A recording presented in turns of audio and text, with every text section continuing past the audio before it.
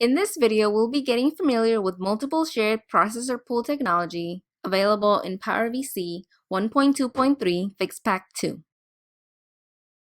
Shared processor pool technology allows you to share a group of processors between multiple virtual machines. The amount of processor power each virtual machine in a shared processor pool gets is determined based on the settings you specify via the hardware management console, which looks something like this. Let's look at why you would want to share processors.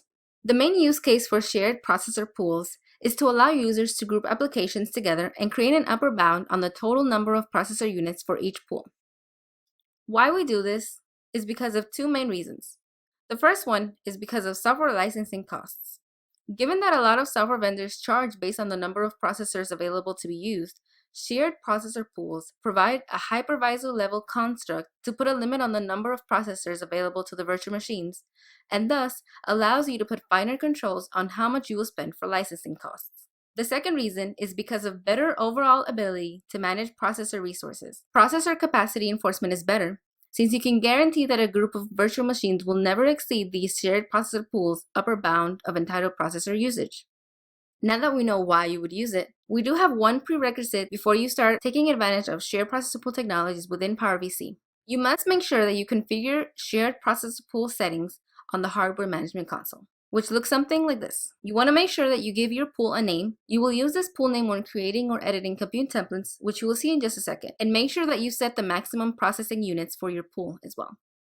Now it's time for us to look at some of the changes in the UI, and I'll show you how to use shared processor pool technology within PowerVC. But before I dive into those changes, I'm going to walk you through what they are so that you know what to expect throughout the rest of this video. You'll be able to specify a shared processor pool name when creating or editing compute templates.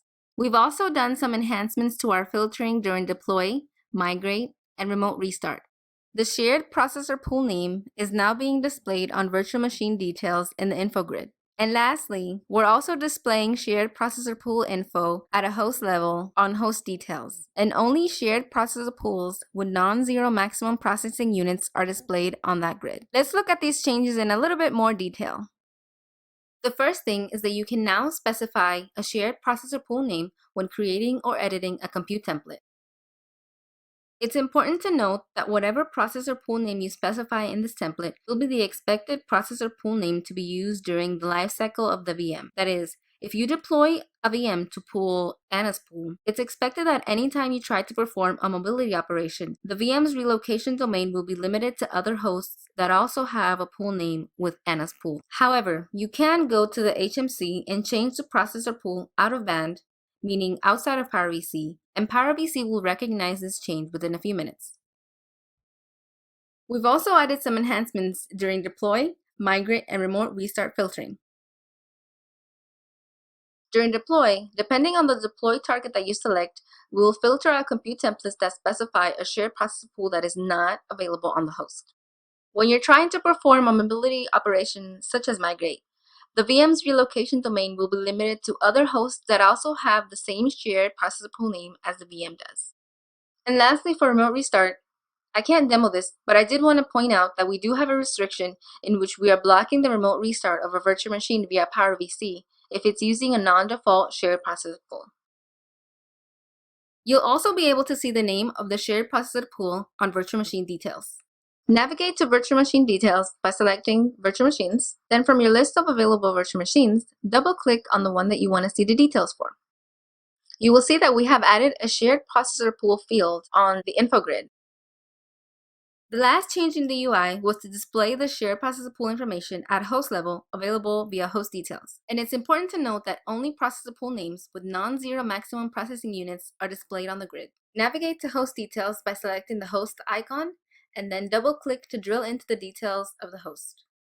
Scroll to the bottom of host details and you'll find the new shared processor pool section.